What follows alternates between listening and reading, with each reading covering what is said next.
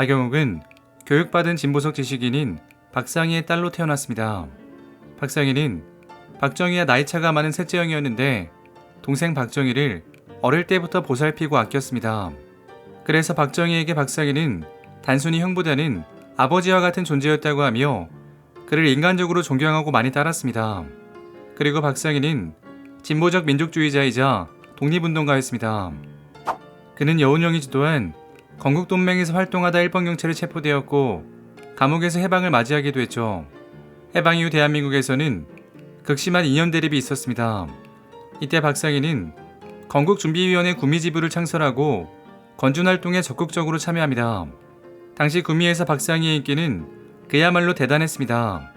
좌우를 가리지 않고 인망이 높았으며 심지어 대구경찰서장은 박상희는 내가 책임지고 신원을 보증한다라고 말할 정도였죠. 그러다 1946년 10월 대구에서는 미군정에 항의하는 대구 10월 사건이 발생하는데 이 사건의 원인은 식량난이 심각한 상태에서 미군정이 7일 관리를 고용하고 토지개혁을 지원하자 이에 불만을 가진 민간인과 일부 자익 세력이 경찰에 맞서 발생한 사건이었죠. 이때 박상희는 경찰과 시민을 중재하다가 그만 경찰의 발포로 인해 세상을 떠나고 말았습니다. 그의 아들 박준홍은 아버지에 대해 이렇게 말했습니다. 아버지는 독립운동을 하시다가 수많은 옥고를 치르셨고 시위대에 둘러싸인 경찰관이 위태롭다는 소식을 듣고 경찰관을 구하러 가셨다가 변을 당하셨다. 아버지는 공산주의자가 아니었고 건준이 너무 왼쪽으로 가자 그 과정에서 황태성 씨와도 결별했다. 이런데도 불구하고 아버님은 자익이니 공산활동을 했다는 부당한 평가에 시달리셨다. 여담으로 황태성은 경북 출신의 사회주의자로 박상희와는 절친한 친구이자 동지였으며 과거 박정희도 많이 따랐다고 알려졌습니다. 그는 월북하여 북한에서는 무역상 서리지기까지 올랐는데 5.16 쿠데타 이후 박정희 대통령을 만나겠다고 남한에 내려왔으나 간첩죄로 사용되고 말았습니다. 그리고 박영욱이 아버지와 이별했던 것은 1946년 그녀의 나이 17살이었습니다. 남동생 박준홍 전 대한축구협회장은 아버지가 돌아가신 지 3개월 뒤에 태어났죠. 당시 5명의 동생을 둔 큰딸로서 어깨가 매우 무거운 상황이었습니다. 이 상황에서 그녀는 공부를 포기하지 않고 구미소학교와 대구 신명여자고를 졸업하고 구미국민학교에서 교사로 일했습니다. 박영욱은 삼촌인 박정희의 귀여움을 독차지했는데 박정희가 육군본부로 근무하고 있던 시절에는 삼촌을 자주 만나러 갔습니다. 그리고 이때 김종필을 처음 만나게 되었죠. 1950년 박정희와 김종필은 육군 정보국에서 함께 근무했습니다. 당시 김종필은 소위였고 정보실장이던 박정희는 중령이었죠. 그리고 김종필은 박정희와 함께 국수를 먹다가 그곳을 찾았던 박영욱과 처음 만나게 됩니다. 당시 박정희 소령이 국수를 좋아했다. 관사에서 국수를 먹고 나오다가 앞에서 서성거리는 여인과 마주쳤다. 순간 마음에 모닥불과도 같은 강렬한 열기를 느낄 수가 있었다. 그로부터 얼마 후 6.25 전쟁이 발생했고 김종필을 말라리아를 앓고 있던 그녀에게 의사를 구해주고 그에 대한 보답으로 바스킷과 빵을 대접받으면서 두 사람의 관계는 돈독해집니다. 한 번은 대구에 있어야 할 박용욱이 연락이 없어 죽은 줄 알았다. 확인하러 왔다며 육군본부로 그를 찾아오기도 했죠. 그러나 당시는 전쟁 중으로 김종필은 그녀를 좋아하면서도 언제 목숨을 잃을지 몰라 청혼하지는 못하고 있었습니다. 이때 박정희가 김종필에게 이렇게 말하며 결혼을 부추겼죠. 데리고 갈 생각이 없나? 이 전쟁이 언제 끝날지도 모르는데 뭘 망설이고 있어. 그렇게 1951년 대구의 한 교회에서 두 사람은 결혼식을 올리게 됩니다. 다정다감한 남편으로 알려진 김종필은 한 번, 단 한 번, 단 한 사람에게라는 영국 시인의 시구조를 인용하여 아내에게 들려주기도 했죠. 이 결혼은 사실 김종필에게는 큰 모험이기도 했는데 방첩의 임무인 육군 정보국의 장교인 자신이 연좌제 피해자가 될 위기에 있던 사회주의자의 딸과 결혼한 것이었죠.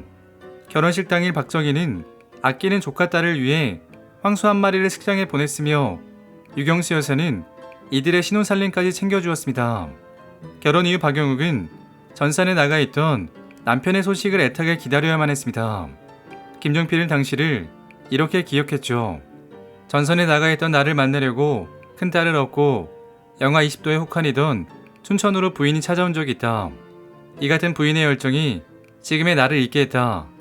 김종필은 언제나 아내에 대한 사랑이 극진했는데 전쟁이 끝난 후에는 아내가 숙명여대에 입학하도록 배려하기도 했죠.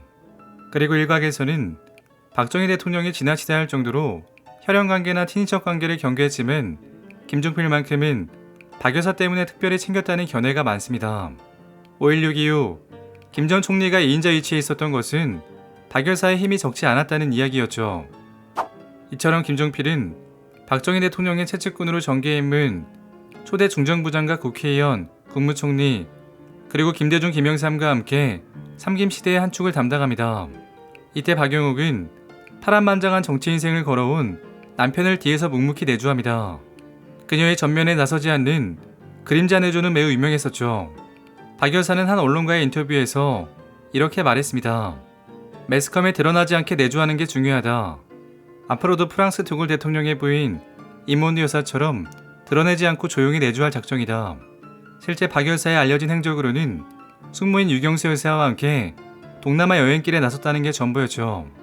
그리고 그녀의 취미는 바쁜 남편을 위해 모든 신문을 미리 읽고 중요한 부분에 밑줄을 그어 남편에게 전해주는 것이었습니다. 여기에 남편에게 정치 현안을 전달하는 역할도 했는데 남편이 국회의원 선거를 치를 때면 남편을 대신하여 지역구를 챙겼었죠. 실제 과거 자민련 시절 비서관들의 말을 종합하면 가끔 테니스를 치는 것 외에는 별다른 취미가 없었습니다. 교회나 절에는 나갔지만 이는 내조의 일환이었죠. 그리고 두 사람은 소문난 인꼬부부로 김종필 전 총리는 아내에 대한 사랑을 자주 표현했습니다. 저희 집사람이 나에게는 첫사랑입니다. 그러다 김종필은 뇌졸중으로 쓰러졌고 박 여사는 남편 병간호에만 전념합니다. 그녀의 노력으로 남편은 건강을 다소 회복했지만 얼마 뒤에는 그녀가 쓰러져 병원에 입원하고 말았습니다. 이때 김 전 총리는 휠체어에 의지하면서도 병상의 아내를 지극정성으로 간호하며 화제가 되기도 했죠. 아내가 입원 후에는 매일 간호하고 밤 9시가 넘어야 집으로 돌아왔으며 간혹 있는 모임 또한 일찍 끝낼 정도로 부인에 대한 애정은 각별했습니다.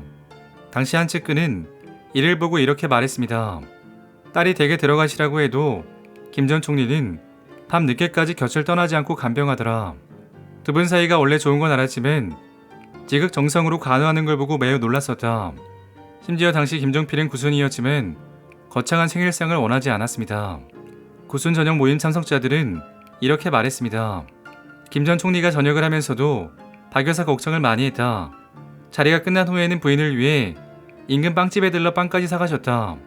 그리고 김 전 총리는 의료진이 임종이 다가왔음을 알리자 모두에게 자리를 비켜달라고 요청한 뒤 고인의 손을 잡고 임종을 지켰습니다. 결혼 당시 선물한 결혼 반지를 목걸이에 매달아 고인의 목에 걸어주며 눈물을 감추지 못했었죠. 전문객들을 만나서는 이렇게 말했습니다. 난 마누라하고 같은 자리에 눕고 싶어. 국립묘지 선택은 하지 않았다. 집사람하고 같이 눕고 싶은데 아직 부부가 같이 현충원에 가는 건 대통령이나 그렇다고 한다. 그래서 국립묘지에 가고 싶지도 않다. 박 여사의 빈소에는 전직 대통령을 비롯하여 여야를 가리지 않는 초당적 방문이 이어졌는데 조문하고 나온 나경원 의원은 박 여사에 대해 이렇게 말했습니다. 내가 국회의원이 된 후 세배를 하러 가면 여사님이 늘 차도 타고 잘해주셨다. 그래서 해마다 세배하러 갔다. 그리고 3년 뒤 김종필 전 총리 또한 세상을 떠났습니다. 과거 박 여사는 남편에 대한 평가 요청에는 이렇게 말했었죠. 우리 남편을 하늘같이 생각하기 때문에 점수를 매긴다는 생각 자체를 할 수 없다. 오늘 이야기는 여기까지입니다. 재밌게 보셨다면 구독과 좋아요 부탁드립니다. 지금까지 역사비디오였습니다.